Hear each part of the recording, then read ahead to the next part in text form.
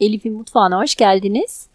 Bugün sizlerle Balıkesir yöresine ait hem besleyici hem de çok lezzetli düğün çorbası tarifini paylaşmak istiyorum.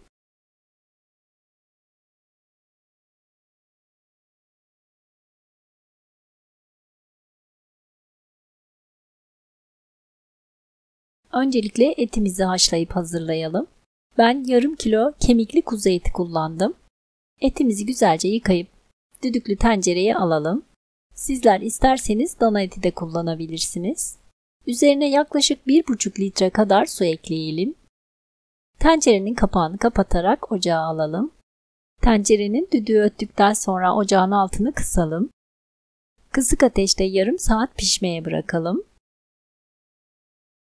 Ve yarım saatin sonunda etlerimiz lokum gibi pişti. Kevgirle bir tabağın içine alıp soğumaya bırakalım.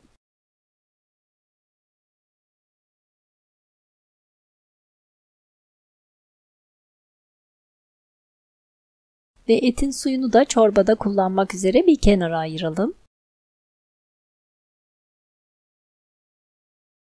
Daha sonra tencereye 3 yemek kaşığı kadar tereyağı alalım. Üzerine yarım çay bardağı sıvı yağ ekleyip yağı eritelim.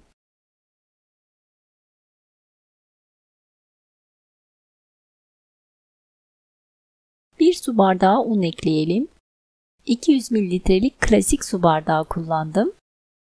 Orta ateşte sürekli karıştırarak unun kokusu çıkana kadar kavuralım.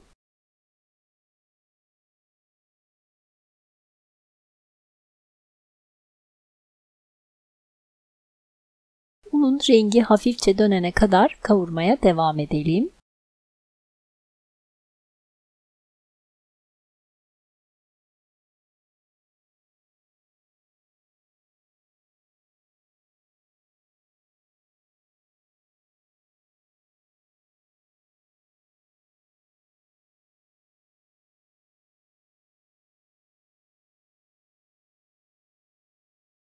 Gördüğünüz gibi rengi hafifçe dönmeye başladı. Üzerine yaklaşık 3 su bardağı kadar soğuk su ekleyip hızlı hareketlerle karıştıralım.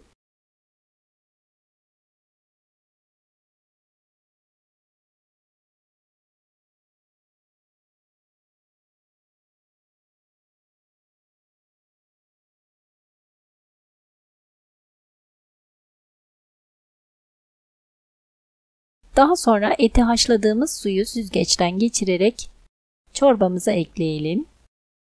Et suyunun tamamını ekledim. Kaynayana kadar sürekli karıştıralım.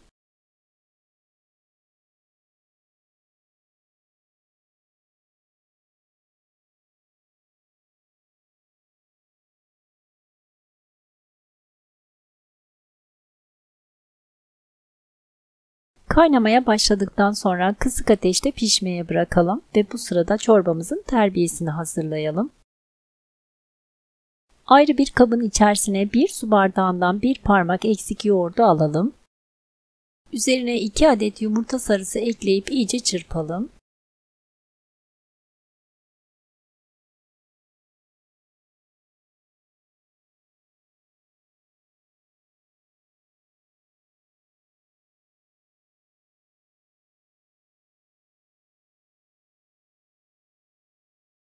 Daha sonra 1 su bardağı su ekleyip pürüzsüz bir kıvam alana kadar çırpmaya devam edelim.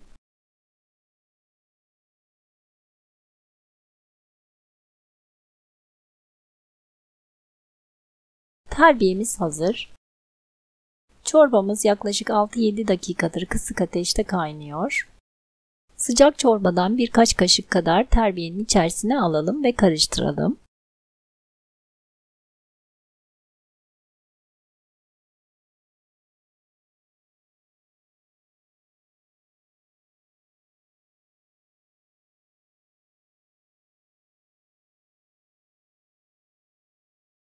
Terbiye ılındıktan sonra süzgeçten geçirerek çorbanın içine dökelim ve hemen karıştıralım ki topaklanma olmasın.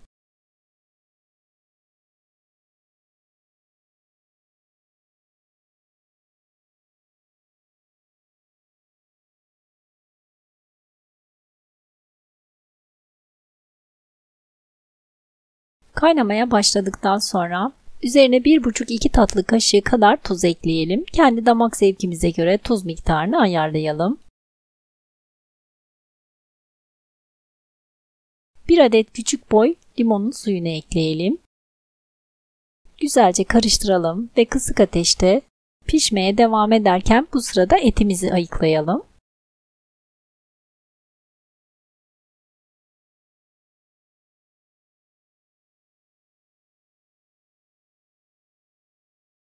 Eti kemiklerinden ayırıp didikleyelim.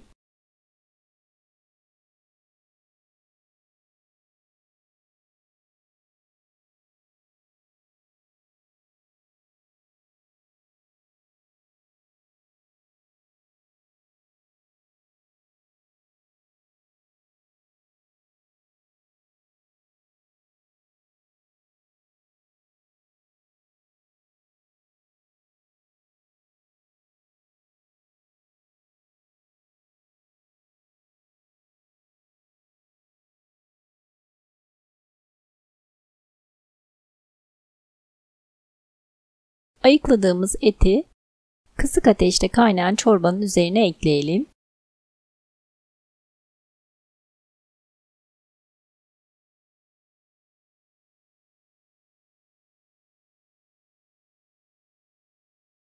Bu aşamada çorbamızın kıvamını dilediğimiz şekilde ayarlayalım. Kısık ateşte 2-3 dakika daha kaynatıp ocaktan alalım.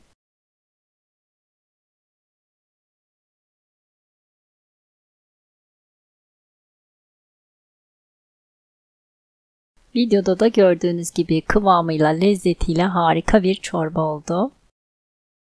Hem besleyici, hem doyurucu, hem de çok lezzetli bir çorba oldu.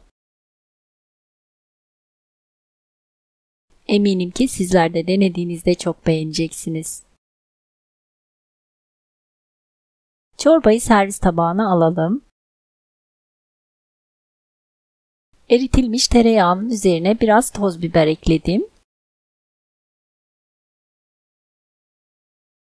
1 kaşık kadar çorbanın üzerine gezdirelim ve çorbamızı sıcak sıcak servis edelim.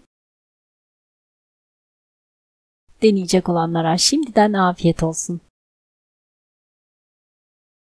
Videomu buraya kadar izleyip beğendiyseniz beğeni ve yorumlarınızla ve beğendiğiniz videolarımı sosyal medya hesaplarınızdan paylaşarak bana destek olabilirsiniz.